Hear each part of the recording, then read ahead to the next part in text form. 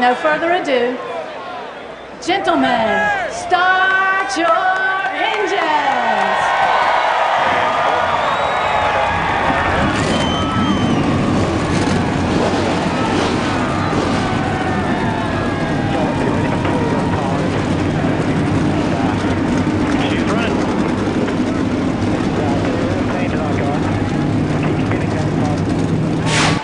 Race 5 in the chase for the NASCAR Sprint Cup on the fast and fickle Charlotte Motor Speedway.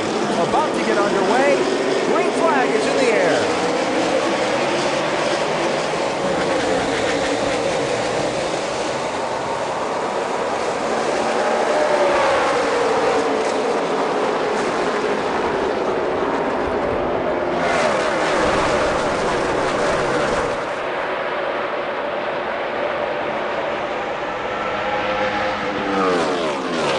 Listen to those engines scream off into turn 3.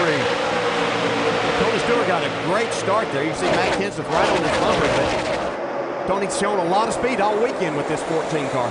Well, you know, what we just saw kind of flies in contradiction to what was told to us before the race. Kyle said he was just going to let the car come to him, but certainly it looks like he's being aggressive, trying to make his move to the front as quickly as possible. I spoke with his crew chief, Dave Rogers, this afternoon, and he told me since the engine damage was pretty much self-inflicted, they weren't concerned about durability tonight. What they were concerned about, however, track position. These laps very important for Tony Stewart, leading for a number of reasons to establish he has the car to beat tonight and to try to get that extra bonus point as he tries to make his way towards winning the championship. Also, Matt Kenseth and Carl Edwards led a lap. A couple of the other championship contenders, so a bonus point toward the title there. Greg Biffle's going to have this lead in the second in that 16 car. Yeah, no doubt about that. Remember what Matt said when he went through the last round of pit stops. I need to turn quite a bit better, and the adjustments they made have already helped him do that as he's aggressive on this restart. I tell you, these Fords really look good tonight. Tons of them up front. You know, it's been since 2002 since the Fords won here. Mark Martin. Good change tonight. Yeah, Yates has been working hard, getting some more horsepower for this chase. I think they've got that part figured out. It's just getting the aero right and getting these cars to turn. If you get them to turn and center where you can utilize that horsepower and throttle, then you can make a lot of time here. Look for Matt Kenseth to be up front even more. You know, the frustration for Kyle is pretty consistent when he's not leading, so no surprise there. A little frustrated with the aero situation, some of the same stuff he experienced last night in the nationwide race, but as you noted, he has a very strong race car moving toward the front. They made some significant adjustments on the last pit stop. He was a little bit tight center at the time. They made an air pressure adjustment, also a track bar adjustment, trying to help get this car just a little bit better. His frustration, as you heard on the radio, was with the fact that these cars were just way equal and he wasn't able to make the moves on the racetrack that he wanted to. Greg Biffle is missing a lug nut on that 16 car. NASCAR rule is you must have all 5 lug nuts installed. Got 28 for the lug on the left rear, 4,000. On that car, and apparently the official spotted when he left. They were missing one on the left rear.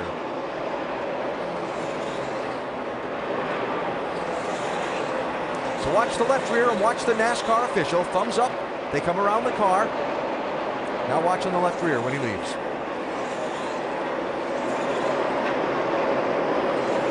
He saw it. You know, he didn't give the crew the signal until the car left, which made him have to come back. It's going to cost him a ton of time. The rule is they have to all be on. You know, they obviously can't check the tightness of all of them, but they all have to be visibly on, up touching the wheel. So he went from leading the race to 27th place with that penalty. It's not a new story for Biffle and this 16 team this year. I was talking to Jack Rouse the other night. He said, we've had 4 times this year where a speeding penalty has caused us a problem when we were in position to have a good run. One of them was the May race here, and then a variety of other little problems. 7 times this season, Greg Biffle has led the most laps in a race, not won any of them. Tony has led the most laps tonight. Greg Biffle had the strongest car, got a pit road speeding penalty, a little bit of, not a speeding penalty, I beg your pardon, had a lug nut missing on a pit stop, had to come back in and have that lug nut reinstalled. It dropped him off the lead lap, got a free pass, got back on the lead lap. Strategy on the last caution, Matt Kenseth was leading. Jimmy Johnson was not far from him.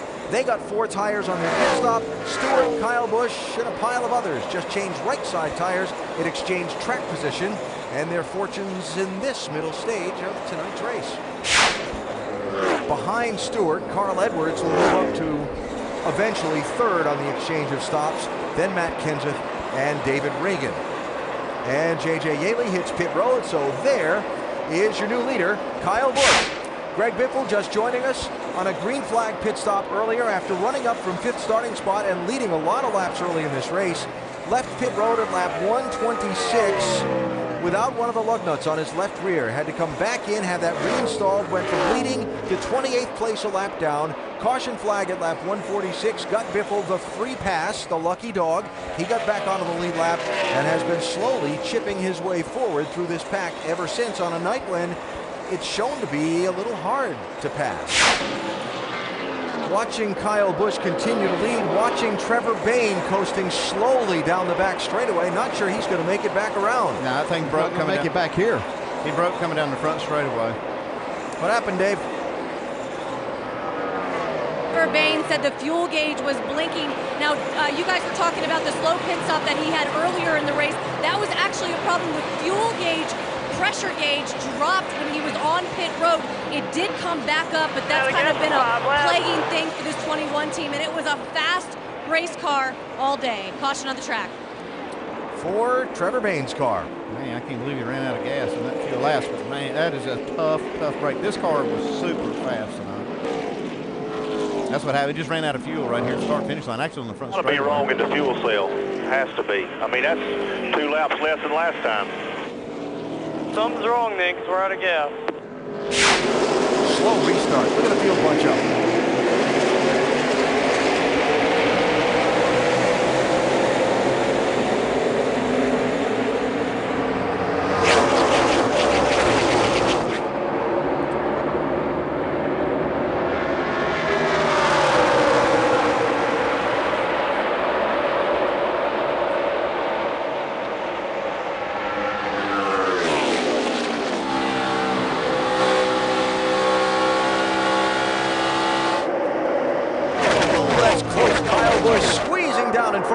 To reclaim that top spot.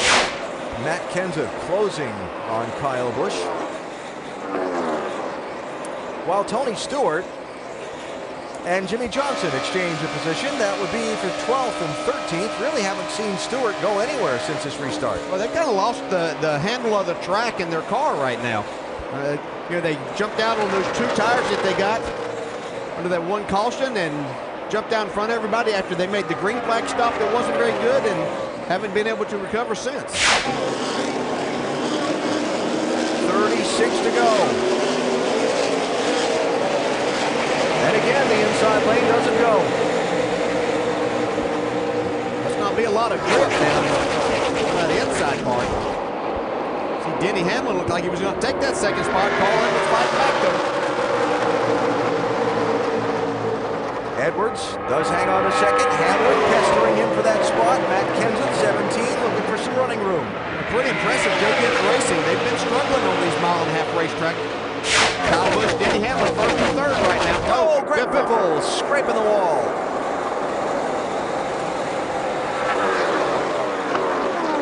And Tony Stewart there hanging on. Oh. And Biffle into the wall. Yeah, he might have had a tire going down. Hold it up there, hold it up there. Caution out again. Hold it up there, they're still coming. Well, that continues a season-long pattern for this 16. Well, you sure see Biffle. You know, Biffle's already, he's outside. I wouldn't say that Tony ran him into the wall, but he felt like he did. Look at that.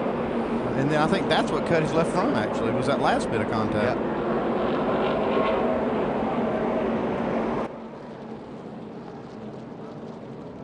Contact there. Got a nose inside. Draws even for the race lead.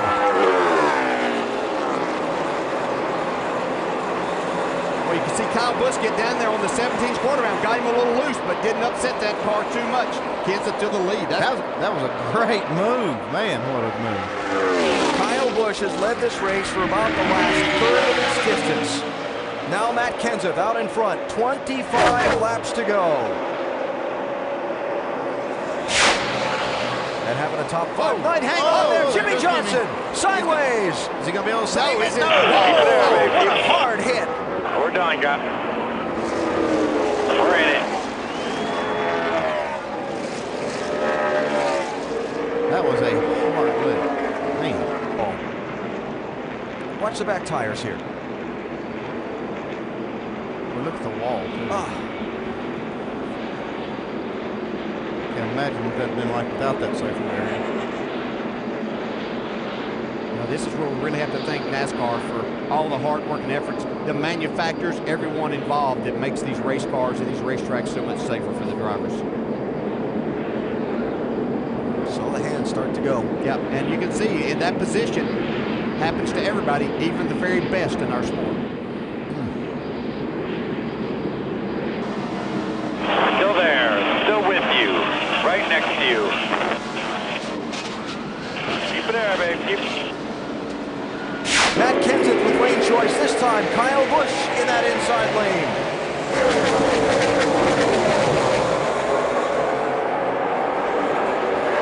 Three wide again. Denny Hamlin to the bottom. A lot of pushing and shoving here. There's Casey Kane, 3 wide.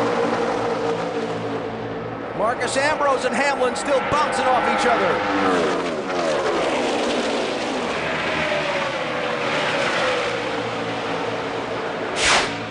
Two-time winner this season sees the white flag at the starter stand. One more lap to go for Matt Kenseth.